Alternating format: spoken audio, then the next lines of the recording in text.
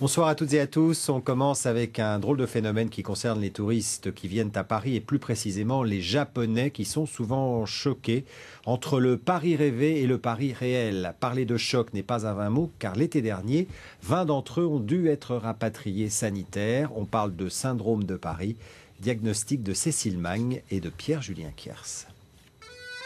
Paris et ses clichés vus du Japon, cela ressemble à ça, du romantisme en litres versé dans une scène sucrée.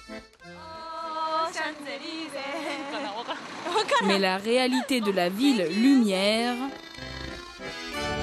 va électrocuter certains touristes japonais. Crasse dans les rues, mendicité, impolitesse. Pour les hommes, la déception est souvent d'ordre très pragmatique. Hélas, il y a beaucoup de pickpockets, bien sûr, mais... Oui, qu'est-ce qu'on fait? À l'hôtel, certaines toilettes étaient cassées. Il n'y avait plus de papier. Au Japon, les toilettes sont très propres. C'est surtout pour les femmes japonaises que le choc est violent. Leurs rêves romantiques se brisent même parfois en hallucinations, accès de folie, paranoïa. Surtout les jeunes filles atteintes du syndrome de Paris, des jeunes filles de bonne famille. On appelle ça hakoiri musume, des jeunes filles élevées dans du coton, on dirait peut-être en français.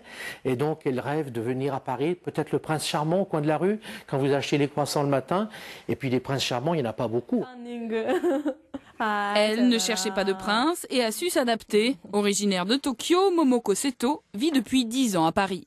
En France, il faut toujours lutter, il faut toujours se battre, il faut gueuler, il faut dire, il faut s'exprimer, tandis qu'en Japon, on apprend toujours à ne pas s'exprimer. Donc, du coup, on ne sait pas comment il faut faire parce qu'on dit de faire ce qu'on a toujours dit de ne pas faire. Donc, je crois que c'est pour ça que certaines personnes dépriment. Avant de voyager vers Paris, un vaccin de réalisme est donc nécessaire pour éviter de rapporter au Japon une dépression en guise de souvenir.